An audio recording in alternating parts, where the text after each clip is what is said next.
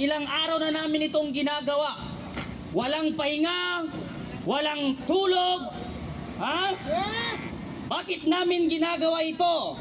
Ginagawa namin ito, maipakita lang namin sa sambayan ng Pilipino na taas no kaming magsasabi na ikaw, Marcos Jr. ay bumaba na sa pwesto sapagkat hindi ka nararapat na umupo dyan sa Malacanang.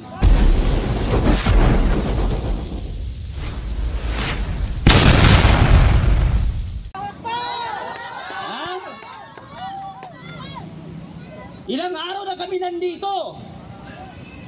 Di baling masulog sa araw. Di baling hindi makatulog ng maayos. Kahit kagatin pa kami ng dengue. Yung isang vlogger na nagsabi na kami ay bayaran, Sangkay TV, hampas lupa, insekto, walang pinag-aaralan. Sigurado ako, lobat ka nung sinabi mong mga bayaran kami dito. Sangkay TV, kahit ano pa karami, ang followers mo, subscriber mo, ang Diyos ang kakampi namin at si VP Sara Duterte. Ha? Kaya kayo dyan, mga vlogger na Sangkay TV, huwag kang mag-vlog kung lobat ka. Ha? Saka ka mag-vlog pag ikaw ay nagsusolving, kasi alam naman nating nagsusolving yan si Sangkay TV. Kasi mana yan sa boss niya.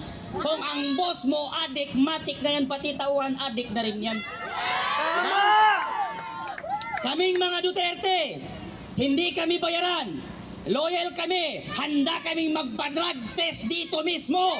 Kasama ang aming Baby Sara Duterte at ang aming Ferdinand. Ha? Pero yang si Marcos, takot yan. Takot yan magpa-drug test kasi kahit hindi mo yan ipa-drug test, halata naman. Tignan mo naman kung paano magsalita pag in-interview. Grabe na yan. Grabe na itong Pangulo natin. Grabe na. Tapos yung TV5 naman kung magbalita, fake news. Mga kupal ba kayong media? Ha? Anong klaseng pinapalabas nyo? 100 lamang po ang nagrally. Andon sila patay gutom. Anong patay gutom? Araw-araw, minu-minuto, oras-oras, Jollibee ang dumarating dito. Kahit ang mga OFW sa UK nagpapadala ng tulong, suporta. Yung mga kalaban natin dyan nagrarally, pinaglalaban yung bangag, kayo yung mga bayaran. Kami dito, walang bayaran dito. Ginagawa namin itong kusa. Lahat kami dito, naggastos. Pera namin ang ginamit namin papunta dito. Pamasahe dito. Di ba? Okay. Sila, hindi yan sila gagalaw pag walang pera. Bakit? Halata naman na pera lang ang nagpapagana sa kanila. Tignan mo si Martin Romualdez. Ang tiyan niya parang tiyan na ng kalabaw. Ha? Grabe na yan si Martin Romualdez na yan. Tapos, nung siya'y nagbigay ng ayuda, halatang adik. Alam mo nga,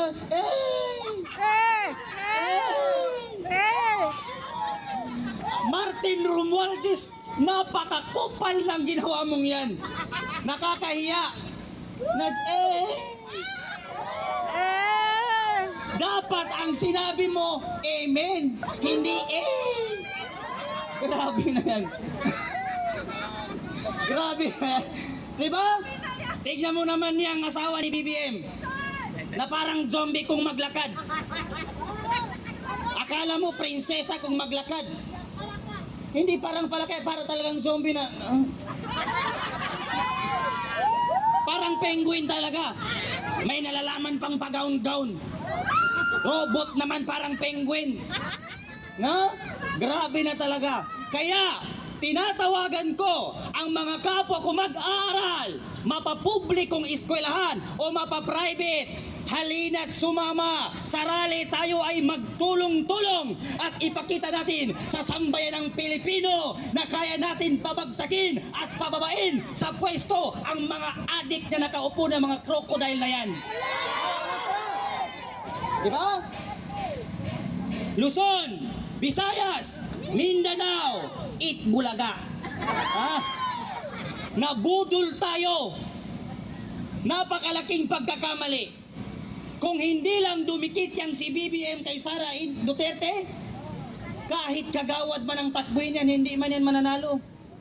Bakit?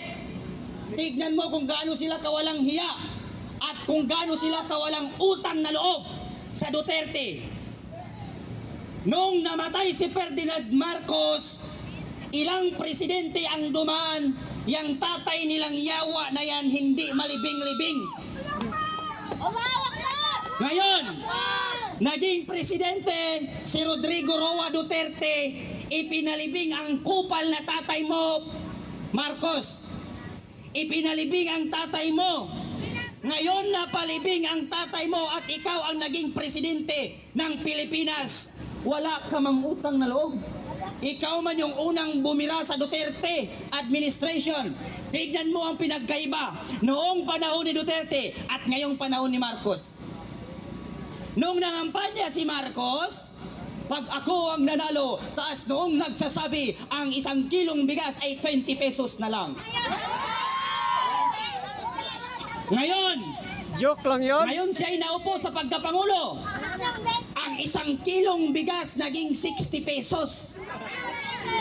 Mas lalong mumahal, no? Tapos ano ang naging mura? Ang shabu, mura na ngayon. Shabu doon, shabu dito, shabu doon, red doon, shabu lahat. Bakit? Kasi bangag ang ating Pangulo, adik na adik pa rin ang pinamumunuan. At ang mga adik ngayon, hindi na sila natatakot. Tinatawanan lang nila ang presidente. Bakit nila tinatawanan? Kasi ang presidente mismo pag ginu-question, tinatanong about sa mga problem ng community, ng bansa, kumakamot ng ulo.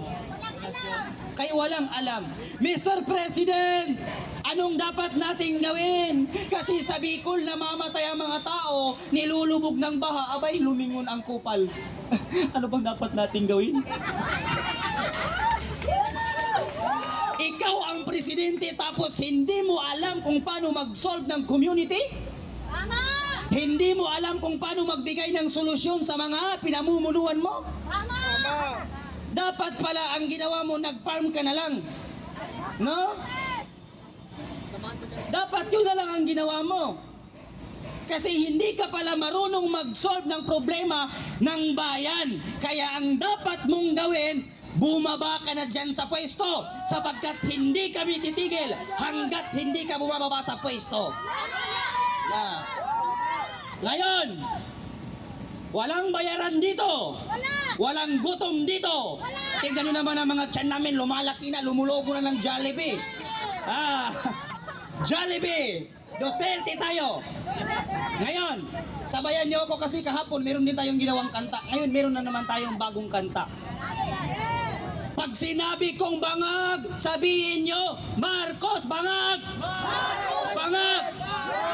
Pag sinabi kong bangag, sabihin nyo, Marcos! Bangag! Di ba? Bagong presidente, bagong balyo. Walang prinsipyo, walang isang salita.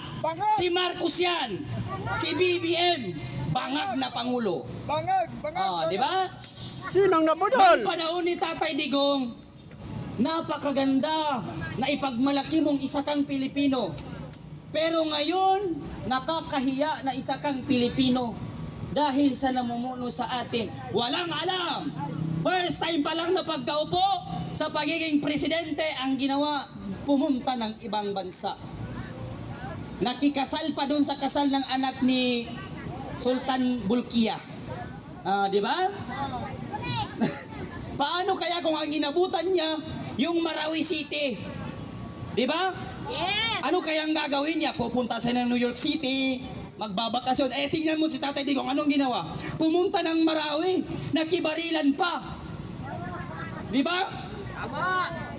Tapos nung dumating ang COVID-19, doon mo makikita kung gaano katalino at kagaling ang namumuno sa ating bansa. Eh kung si BBM lang yun, sigurado ako, siya ang unang mamamatay ng COVID-19. Grabe na ba yan? Kaya ito ang pananawagan namin sa inyo, Mr. President, at pati dyan sa kasama mong si Martin Romualdez, Tambaloslos, bumaba na kayo sa pwesto at kung maaari, humanap na kayo ng ibang bansa sapagkat hindi kayo nababagay dito sa Pilipinas sapagkat kayo ay isang malaking sagabal at malaking nagpapahirap sa ating bansa. BBM, naghihirap na ang ating bansa, naghihirap na ang mga Pilipino sa kahirapan na hindi mabigyan ng solusyon dahil sa inyong mga politika na mga buwaya. Kayo lang ang makikinabang, kayo lang ang nagpapakasarap, kayo lang ang nagpapakasarap dyan sa gobyerno. Bumalik na kayo sa Hawaii. Natutulog kayo sa aircon. Ang mga tao natutulog sa lansangan. Kumakain kayo ng kung ano-ano. Tignan mo ang mga butante na bumoto sa'yo. Halos tain na ng aso ang kainin niya sa sobrang kahirapan. Bakit? Ang mga binuboto natin puro adik, puro kurap. Lalo na yan sa mga congressman na yan. Yang si Patwa na walang alam kung hindi yes or no. Yes or no. Pag nag-explain ka, no, yes or no. I-contempt kita dyan, contempt kita.